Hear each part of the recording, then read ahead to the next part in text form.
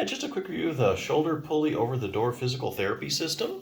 Um, this is basically a shoulder pulley. It's used mainly for one thing, and that's to increase range of motion. So if you have decreased flexibility or you have a stiff shoulder, this is something that you would want to definitely consider buying. There's a couple things to look out for when you're buying a shoulder pulley. Basically, I say it has to do with mainly the handles and the system it uses to attach to the door. A lot of systems will have a metal clip that goes over the top of the door, a metal bracket, and then others will just have like a softer strap, like made of nylon or something, that just is soft, and so you just stick it over the door frame and close the door, and this little thing in back keeps it from slipping through. If you're worried about chipping your door, scratching the paint, damage to the door. This would actually be the kind you'd want. I probably would avoid the metal clip ones. So this would be actually your safer bet. So those are the two choices there. The other thing is the handles really vary. Some of them have wooden handles, some of them have plastic handles, and some have foam handles. Now this one in particular has foam handles, which I really like, because sometimes you really have to grip it pretty good and then pull down hard, and you want something that's comfortable. You don't want your hands slipping off. So that's why I think the foam handles are better. So yeah, if you're looking for range of motion of your shoulder is decreased and you want to stretch it out, and you can also do this like facing the door, away from the door. You can also do this sitting, and you also do it in standing. There's a bunch of different ways of doing this. Actually, and you can actually take this strap and put it at the side here and close the door and actually do some range of motion on the side, like if you're working on like external rotation. So there's a lot of things you can do with this thing. So yeah, you have to need more flexibility in your shoulder. This is a pretty good choice. Now, won't do anything for strengthening though. So if you are looking for a program for strengthening, this is one resource. The 6-minute torn rotator cuff solution for seniors. Even if you don't have a torn rotator cuff, and if you have any kind of a shoulder issue, you probably need to be strengthening your rotator cuff, because the rotator cuff provides stability. It's the main stabilizer of your shoulder joint. Shoulder's a really shallow ball and socket joint. It depends heavily on the muscles to stabilize it as you move it. So if it's not really strong, you get a little excessive motion in your shoulder joint. And if you have something like tendonitis, bursitis, shoulder arthritis, it's going to be aggravated if you don't have maximum stability in that shoulder joint. Strengthening your rotator cuff always helps a shoulder problem, so it's definitely something you want to consider.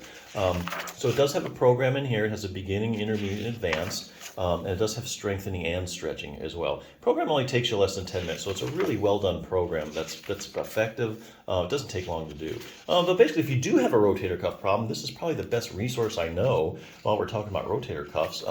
First of all, explains a rotator cuff, just basic anatomy and stuff. If you're a real visual learner, you'll like it. It's got tons of pictures. Anyway, answers you need to know has a good question and answer section. What are the symptoms of a rotator cuff tear? Any arm maneuvers that might indicate I have a tear? What imaging tests are used? Where does it tear at? And it goes over, different kinds of tears.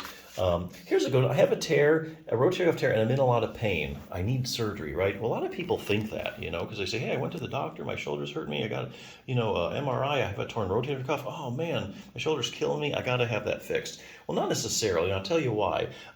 This book is very evidence-based, and it answers the questions based on studies, so each one of these boxes is like a study in layman's term. So basically, to answer that question, they looked at studies where they took, say, 100 people with a torn rotator cuff, and they measured the size of the tear, and then they ran a pain scale, like a visual analog scale. So what you have then is 100 people, and you know how big their tear is and how bad they're hurting.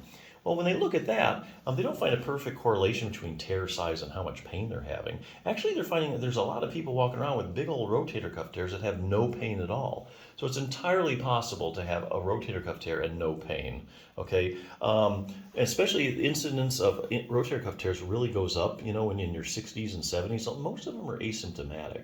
So here again, you go to the doctor, your shoulder's hurting you, they do an MRI, you have a rotator cuff tear, oh, that's your problem, you need a rotator cuff repair. Well, not really. You could have an asymptomatic tear, and there's really something else that's causing you pain, so it may not be your rotator cuff tear, so you don't even need to go through the surgery.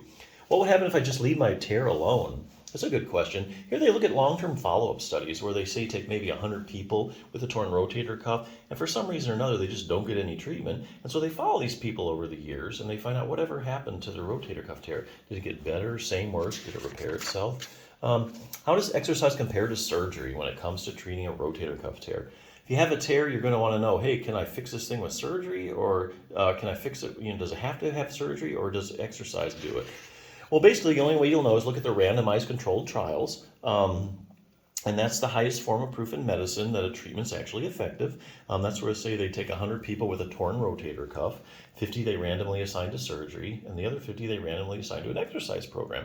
And then they follow them, over time, like 6 weeks, 6 months, 6 years. There's some really good follow-up studies. Basically, what they're finding at that whether you have a rotator cuff repair or whether you do a good exercise program, you generally end up at the same place.